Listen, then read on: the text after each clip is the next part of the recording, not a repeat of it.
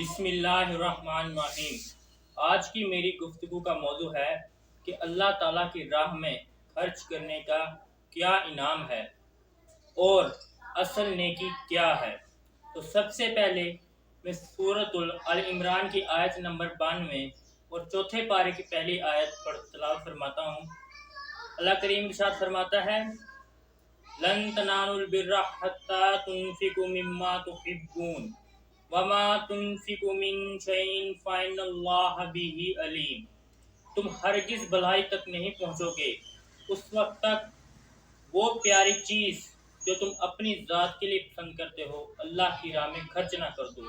वमा तुनफिकु मिन शैइन फइन्नल्लाह बिही अलीम, और जो भी कुछ तुम अल्लाह की राह में खर्च करते हो अल्लाह इससे बाखूबी वाकिफ़ है। अब इसी आयत की तफसीर करते हुए हाफ़िज़ इमादुद्दीन इब्न कसीर रहमतुल्लाह अलैह अपने मशहूर ज़माना तफसीर इब्न कसीर में फरमाते हैं, इसी आयत की तफसीर में फरमाते हैं, हज़रत मैमून फरमाते हैं, जो आयत में लफ्ज़ इस्तेमाल हुआ है लन तनालुल बिर्रा का जो लफ्ज़ इस्तेमाल हुआ है बर, इससे मुराद है जन्नत। यानी अगर तुम अपनी पसंद की चीज़ अल्लाह ताला की राह में सदका करते रहोगे तो तुम्हें जन्नत मिलेगी। मुस्नद अहमद में है कि हज़रत अबू तलहा मालदार सहाबी थे। मस्जिद के सामने ही बेरहा नामी आपका एक बाग था जिसमें कभी कभी हज़रत सल्लल्लाहु अलैहि वसल्लम भी तशरीफ़ ले जाया करते थे और यहाँ का खुश जायका पानी पिया करते थे। जब ये आयत उतरी तो अबू तलहा रज़ियल्लाहु अन्हु बारगाह नबी में हाजिर होकर अर्ज करने लगे, या रसूलल्लाह, मेरा तो सबसे ज़्यादा प्यारा माल यही बाग है। मैं आपको गवाह करता हूँ मैंने इसे अल्लाह की राह में सदका किया। अल्लाह ताला मुझे भलाई अता फरमाए और अपने पास इसे मेरे लिए ज़खीरा करे। आपको इख्तियार है, जिस तरह चाहें इसे तकसीम कर दें।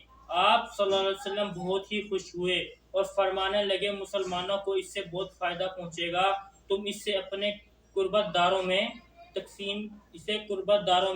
तकसीम कर दो। चाचे हज़रत अबू तलहा रज़ियल्लाहु अन्हु ने अपने रिश्तेदारों चचाजाद भाइयों में बांट दिया। बुखारी व मुस्लिम में है, हज़रत उमर फारूक रज़ियल्लाहु तआला अन्हु भी खिदमत रसूल में हाजिर हुए और कहा, हुजूर सल्लल्लाहु अलैहि वसल्लम, मुझे अपने तमाम माल में से सबसे ज़्यादा मरगूब माल खैबर की ज़मीन का हिस्सा है, मैं इससे अल्लाह की राह में देना चाहता हूँ। फरमाया क्या करूँ? तो हज़रत आप सल्लल्लाहु अलैहि वसल्लम फरमाया, इसे वक्फ कर दो, असल रोक लो और फल वगैरह अल्लाह की राह कर दो। मुस्नद बुज़ार में है, हज़रत अब्दुल्लाह बिन उमर रज़ियल्लाहु अन्हु फरमाते हैं, जो कि हज़रत उमर के बेटे हैं, वो फरमाते हैं, मैंने इस आयत की तिलावत करके सोचा तो मुझे कोई चीज़ एक कनी से ज़्यादा प्यारी नहीं थी। मैंने एक लोंडी को अल्लाह की राह में आज़ाद कर दिया। अब तक मेरे दिल में इसकी ऐसी मोहब्बत है कि अगर किसी चीज़ को अल्लाह ताला के नाम पर देखकर फिर लौटाना जायज़ होता तो मैं कम से कम इससे निकाह कर लेता। हज़रत अब्दुल्लाह बिन उमर रज़ियल्लाहु अन्हु, जो कि हज़रत उमर के बेटे हैं, वो फरमाते हैं कि जब मैंने ये आयत पढ़ी तो मुझे समझ नहीं आया मेरे पास ऐसी क्या चीज़ है जो मैं अल्लाह की राह में खर्च करूँ। तो वो कहते हैं, मेरे पास एक लोंडी थी तो मैंने उसको अल्लाह की राह में आज़ाद कर दिया। और फरमाते हैं, उस लोंडी की मेरे दिल में इस कदर मोहब्बत थी और वो लोंडी मुझे इस कदर अजीज़ थी कि अगर अल्लाह की राह में दिया हुआ माल वापस दिया जा सकता हो तो मैं कम से कम उस लोंडी से निकाह कर लेता।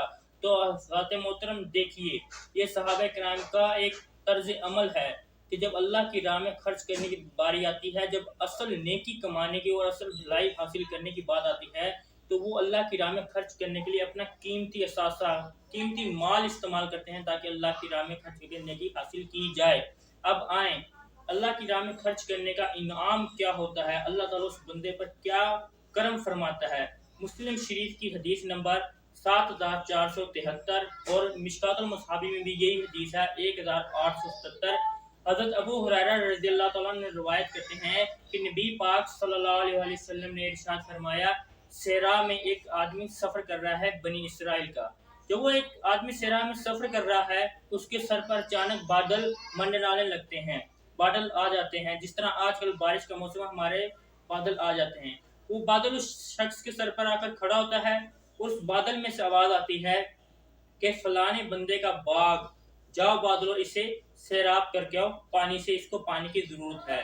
वो शख्स जो नीचे खड़ा होता है वो सुनकर हैरान हो जाता है कि आखिर वो अल्लाह ताला का कितना नेक برگزیدہ ایماندار مخلص شخص ہوگا جس کے لیے اللہ تعالیٰ بادل کو حکم دے رہا ہے جا بادل اس کی جگہ پر جا کے بارش برسا کے آ۔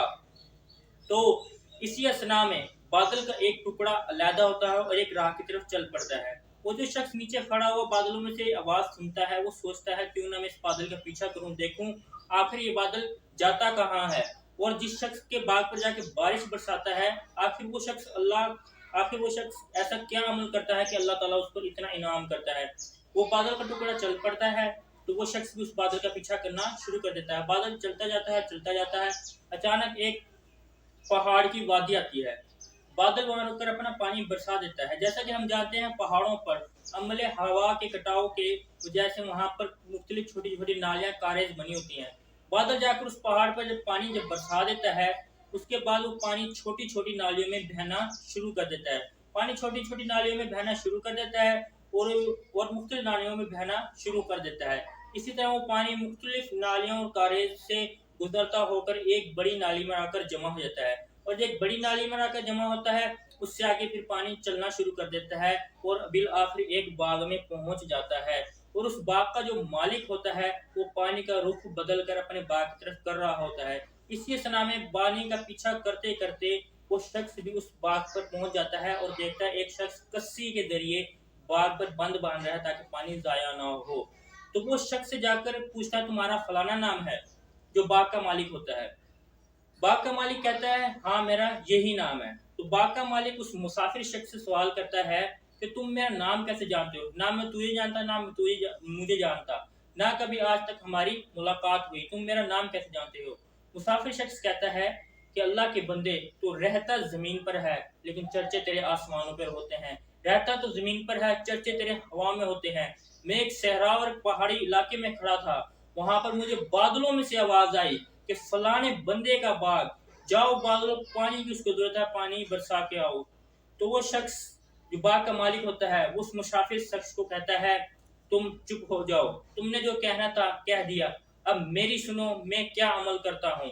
وہ کہتا ہے کہ جب اس باغ کا جو مال آتا ہے، جو فصل آتی ہے، جو پھل آتا ہے، اس کا میں 1/3 حصہ غریبوں، یتیموں اور مسکینوں پر خرچ کرتا ہوں، دوسرا 1/3 حصہ میں اس کا اپنے قریبی رشتہ داروں، ضرورت مند رشتہ داروں پر خرچ کرتا ہوں، اور باغ کا تیسرا حصہ میں اسے باغ پر واپس ہی خرچ کر دیتا ہوں۔ تو وہ شخص کہتا ہے یہی میری نیکی ہے کہ ایک حصہ میں یتیموں غریبوں میں تقسیم کر دیتا ہوں، ایک حصہ میں اپنی اہل و عیال کے لیے رکھ لیتا ہوں، اور ایک حصہ میں واپس اسی باغ پر لگا دیتا ہوں، یہی میری نیکی ہے۔ تو ہمیں اس سے ایک پیغام ملتا ہے کہ جو شخص اللہ تعالیٰ کی راہ میں خرچ کرے اللہ تعالیٰ اس کی کس طرح مدد فرماتا ہے، اور یہی اصل نیکی ہے کہ جو آپ کا قیمتی مال ہے اس کو اللہ تعالیٰ کی راہ میں خرچ کیے جائے۔ اور علامہ محمد اقبال فرماتے ہیں میرا طریق امیری نہیں فقیری ہے، خودی نہ بیچ غریبی میں نام پیدا کر، خدا کی بندے تو ہیں ہزاروں بنوں میں پھرتے ہیں مارے مارے، میں اس کا بندہ بنوں گا جسے خدا کے بندوں سے پیار ہوگا، تمنا درد دل کی رکھتا ہے تو خدمت کر فقیروں کی، نہیں ملتا یہ گوہر بادشاہوں کے خزینوں میں۔ اس ویڈیو کو لائک کریں، شیئر کریں، والسلام۔